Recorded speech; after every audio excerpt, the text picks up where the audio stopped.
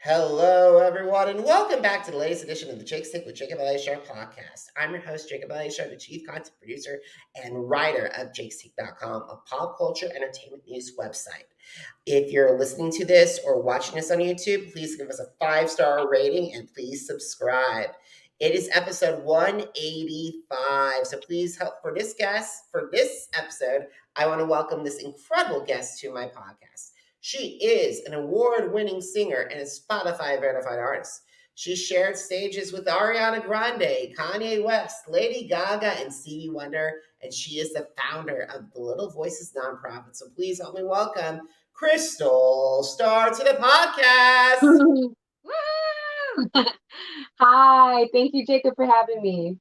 You're so welcome, Crystal. It's a pleasure to welcome you on this 185th milestone episode. Wow, congratulations, 185. Yeah, it's amazing what you can do. And this podcast has been starting since November 2019. So it's Oh, amazing that we're now wow. at 185. So thank you so much for taking time on your schedule to talk with me. And I'm Absolutely. excited to talk about your journey because you have a fascinating story to tell. Absolutely. Well, thank you so much for having me. I'm looking forward to talking with you. Awesome. So when did you get interested in music and how did that passion evolve into desire to pursue a career in the recording industry? Um, I started singing in church, and I've always known since I was 3 o'clock, 3 o'clock. Since I was 3 years old, that this is what I wanted to do. I used to run around the house, and my mom can vet for this, that I used to run around the house just saying, I'm going to be a singer for Jesus. I'm going to be a singer. And I've always just known. And so just from singing in church to singing background for different various people. I had a lot of amazing mentors in my life. My godfather, when I was 12 years old, he just sat me down and encouraged me what being in the music industry was, and what being the singer was. And he worked with Michael Jackson. He was one of the California Raisins. His name is Howard McCrary. And he just an incredible jazz musician and artist himself. And so I just always knew. And fast forward to when I turned 16, I think was my first professional gig singing background for Jessica Simpson, and on this Disney Channel thing, and just knew this is it for me. I just knew it from there. So, um, I just wanted to sing. That's all I wanted to do. I gotta say that to have someone that has actually worked with Michael Jackson and have someone say that as one of your mentor figures and role models is just unbelievable. I was just blessed to interview Sadia Garrett years ago, and it's still amazing to hear about to have someone to have back with Michael Jackson. He is still one of the greatest recording artists of all time, and also Jessica Simpson. That's just amazing that you got your start with her. Yeah, yeah. She's an amazing artist as well. Yeah, it's great. Awesome, but not just, but however, in addition to Jessica, you've also shared the stages with a lot of big heavy hitters. I'm talking about Ariana Grande. I'm talking about Kanye, and also Lady Gaga, the Jacksons, and the one and only Stevie Wonder. So, what were some of the lessons that you learned from them that helped you grow as a performer?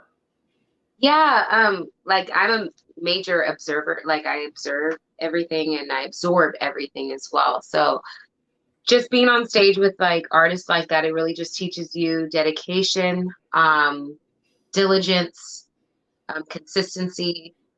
Um, just watching them and loving the way that they love their craft, it really taught me to really get into it more, if that makes any sense, because this career is not something you just jump in and you're like, I'm going to be famous. It has nothing to do with that. It has everything to do with, do you love what you do? Because there's going to come a day where you get a lot of obstacles, where you have a lot of obstacles, and how are you going to get through those? Well, by the thing that you love the most, which is performing. And being on stage with those people really showed a lot of that, a lot of knowing your craft, a lot of preparing, preparation, practice, and just really what being a humble person is about.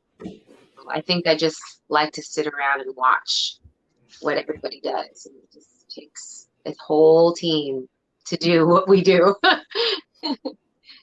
Absolutely. And the thing is, it's better to have to know and to do the passion because to do what you're passionate about. Like I've been doing this for over 11 years and it's not podcasting, but like redoing interviews and like writing and all and journalistic and entertainment news because I've always felt that love for it ever since I watched Regis Philbin and Rosie O'Donnell's talk show and Oprah's talk show, and not to mention Entertainment Tonight. I've always wanted to be that person. Yeah, it's pretty awesome. Thank you. It's amazing too. And so, what have been some of the challenges that you faced breaking into the music industry, and how did you overcome those obstacles? Yeah, I would think the challenges that I've received really were um, authenticity things, like meaning being authentic to who I am as an artist. I think that when you have a lot of people who think you should do a certain type of music or think you should dress a certain way or talk a certain way, that's a challenge because it's hard to find yourself in a mass full of opinions. So I think my challenge mostly was finding myself without hearing the outside voices telling me who I need to be. Um, I never really fit into a box. I was always very different. Um, Heck, I grew up mixed, so I was always different than anyone else that I was around. Black and Puerto Rican. Um, I was always different, so I think it kind of came with the territory. To just stay authentic to who you are. It's gonna be okay, um, and know that people will as long as you're being yourself, know that people will come around to knowing and figuring out who you are without you having to tell them. I agree completely, and it's better not to be put like when I said I wanted to do entertainment news. Originally my mom was like saying, "Why are you putting yourself in a box?" I'm like, entertainment news is not a box. You can do so much with it. And Yeah, so I'm glad that you're not putting yourself in a box. yeah, absolutely. Yeah, and it's hard. I mean, I'm not saying that it's easy. It's really hard, and that's why you have to surround yourself with good people uh, who believe in you and who believe in what you're doing, so that way, you can achieve what you want to, and you have to be surrounded by really positive people who are for you and obviously you for them as well, but who believe in what you're doing because life is hard enough. We're hard enough on ourselves, right? So, um, yeah, we have to surround ourselves with those positive people to help us keep going because it's so hard to keep going if, we deal with things in our head all the time with our own selves. So, yeah, so surround yourself with the right people to encourage you to keep it going. You're on the right path. Absolutely. We all have to be on the right path. I love bringing on recording artists because I love talking about the songs they've written or performed or recorded. So I want to tell you one of the songs that gravitated me towards you was I Still Love You. And because it reminded me of if Lizzo's Cause I Love You and TLC's No Scrubs had a baby. And it was Still Love You. Yeah, that is one of my favorite songs to sing too. Whenever I'm performing, I mean, that song is always, everyone else's favorite, one of their favorites as well. And it's really awesome to really see the reaction because it really did come from a real place of, falling in love with somebody and then they didn't love you, and they loved somebody else, but they're pretending, blah blah blah. But I think us as women, we always find the way to love through hardships and hurt and heartbreaks. And so, um, yeah, that I Still Love You is written from a place of that heartbreak and kind of thing. So yeah, it was from my first album, She, and it's one of my favorites as well. I'm glad you brought up the title track because I listened to She before we got on, and wow, that is an empowerment anthem. Mm, yeah. It's funny because that song, I literally wrote that song in this room like within 5 minutes, and I knew right away that that song was special. I changed my whole album name. It was called I forgot what it was called. Uh, oh gosh, I can't even remember what it was called before, but I changed it from whatever it was called to She right after writing that song, and wrote it within 5 minutes, and I knew the song was really powerful. It was really to celebrate, women and not to put down any man. I think a lot of people confuse empowerment with putting somebody else down. It has nothing to do with that. It has everything to uplift and celebrate our moms and our grandmas and our best friends, the women who deserve to be celebrated. And then behind every woman, I believe, is a strong man as well. So, I mean, I have amazing men in my life that uplift me as well. So, yeah, she is all about that. Absolutely. And besides the power, it's a power ballad because another empowerment anthem, if Sister's doing them for himself, it's a very up tempo that Yeah, Aretha Franklin did with Annie Lennox and David Stewart. yeah. Hmm. All right. Sisters are doing it for themselves. Yep. Yep. uh, I want to talk about, so while we're on the subject of collaborations, Goody Two Shoes with El Michelle. It's your most streamed song on Spotify as of this recording with 40,000 streams. And when I listened to it, it reminded me of another collaboration, Britney Spears and Madonna's Me Against Music. And if you mix in Janet's Control. Oh, sweet. That's the first time I heard that. That's awesome. I love that.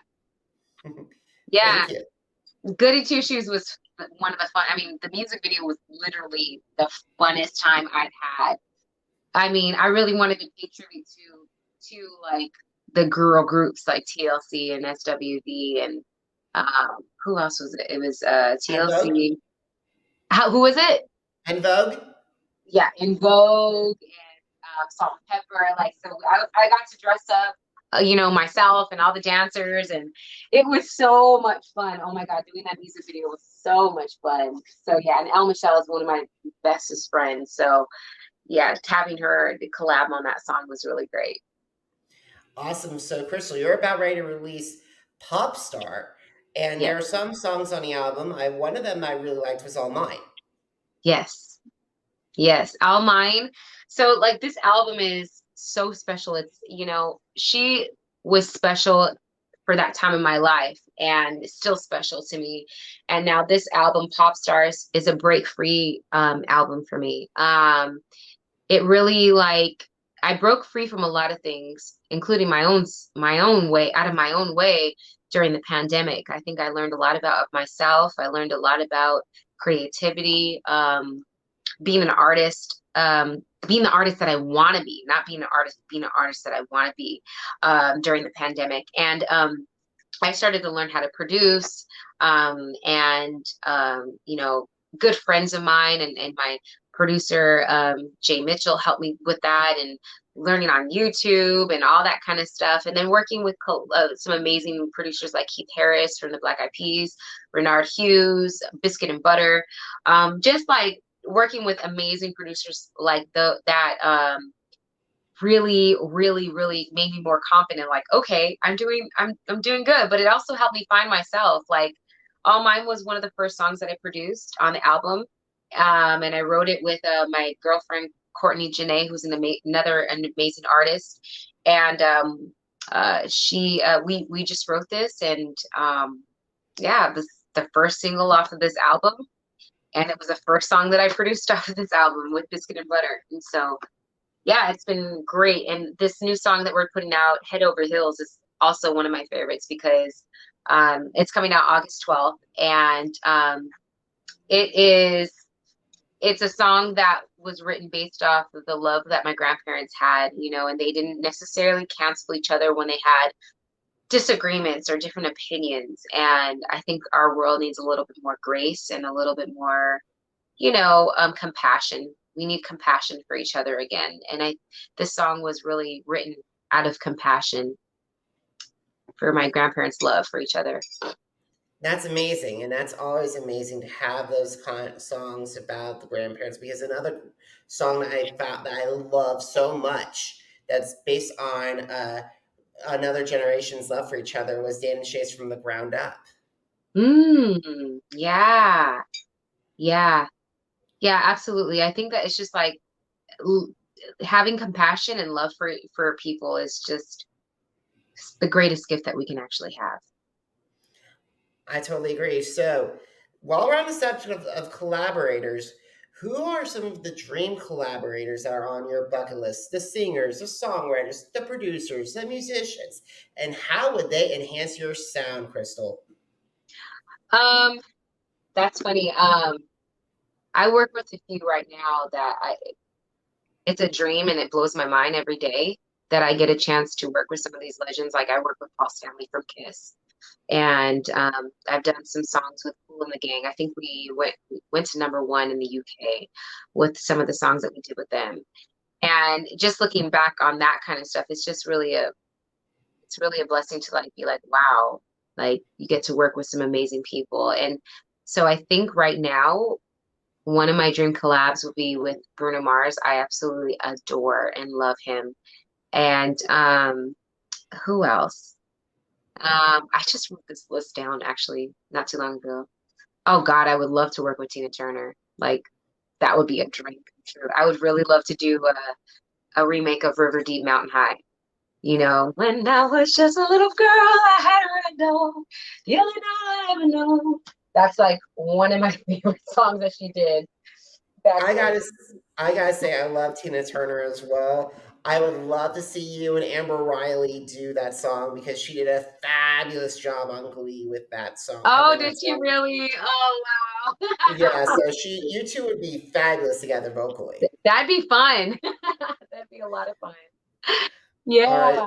So besides Tina, who and like I love her music. I love her fire. She's one of my all-time favorite artists. I Yeah. still listen to He Lives in You, which I kind of wish they used the Lion King movie again. Yeah. Yeah. Yeah. I think the some like I love old school stuff, so I'm like big time into that kind of thing. Like I'd love to work with like Phil Collins and like that kind of thing, but also like some of the new artists that are out there. I really like Harry Styles stuff. His stuff is really I really like Harry Styles stuff. Um yeah, like Bruno Mars, Harry Styles. Who are some of the ones that oh, I would love to work with Boy George. That would Boy, be so fun. Boy George is definitely an interesting character, and I Yeah. think he would be great with you as well, especially with the dramatics. And also, I gotta say, I am so impressed with Harry Styles. Yeah. I Yeah. wasn't as big as a fan when he was with One Direction, but like I'm like, wow, Yeah. he has Yeah. grown leaps and bounds. Yeah. Yeah, he's really, I mean, I love his style and it's really authentic. I think it's authentic to him. So uh I really love it. And I know that like the UK really loves, you know, down to earth, authentic type of music. So I think he's definitely that, you know, he's definitely that. He represents the UK very well. Absolutely. So, also, in addition to your work in the music industry, you also founded a nonprofit, Little Voices. So, can you describe your nonprofit's mission and how my audience can help? Yeah, absolutely.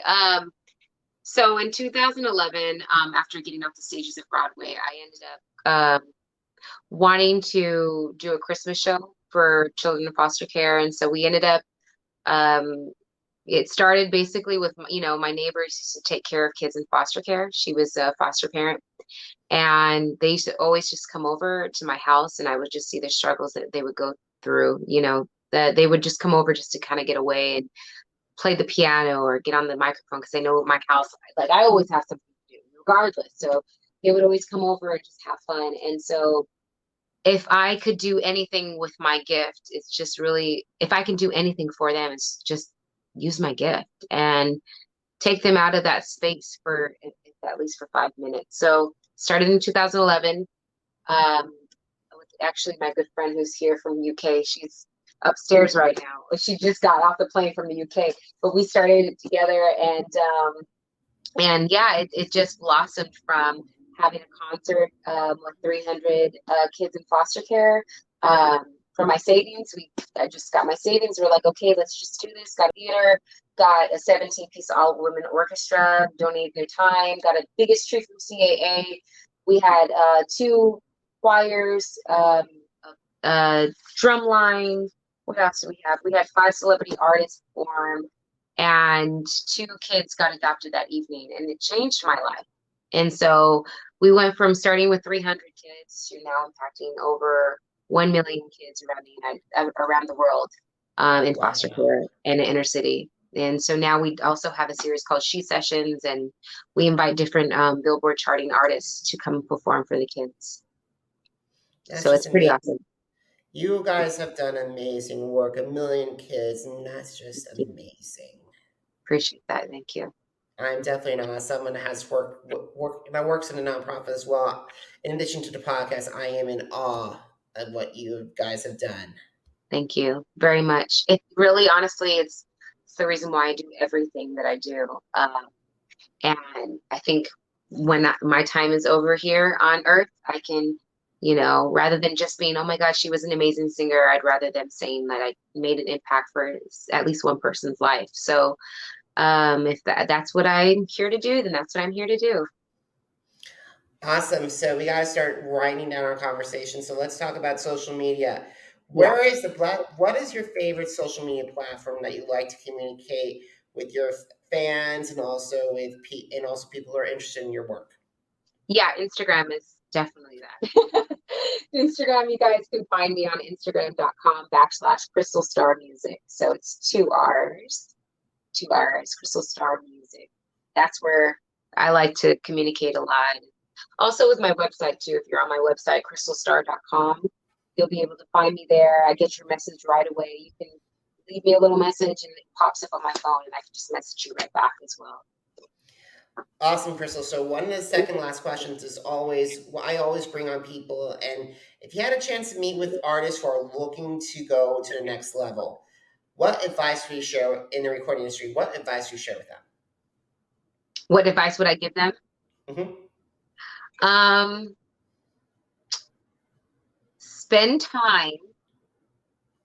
I don't know, this sounds so cliche. Spend time with yourself a lot to find who you are. Find out exactly what you want to do. Pursue that and know who you are. Know who you are. If you know who you are, then your path is going to be clear. Nobody else can steer you left and right, but know who you are. And I always say this to anybody, any singer who comes to me. This was told to me through my godfather, and I share it with whoever I work with or asking this advice.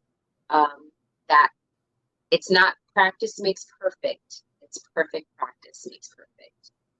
And meaning spend your time perfecting your craft, knowing everything about it, and everything else will show. Michael Jackson did that. He spent so much time on his own and loving music. Love music. You got to keep music alive. So, spend time in your craft. Awesome. So, final question. Are you ready? Yeah. Where can my audience find your music? And number 2, how can they help the Little Voices nonprofit? Yes. So you guys can find my music. You can find me on Spotify, or iTunes, Amazon, anything that holds music. Or if you guys visit my Instagram page, you'll find the link tree at the top of my bio, and you will find my music through there. Actually, easier, you can go to Linktree, and then it's Crystal Starr. You'll just type in Crystal Starr, and you'll find me on Linktree, and you can find all of my music videos. You can find me on YouTube on Vivo. Just research Crystal Starr. You'll find me there. And then also with as far as Little Voices, if we really are looking for donations right now, you can go to littlevoices.me, littlevoices.me, and you can donate there.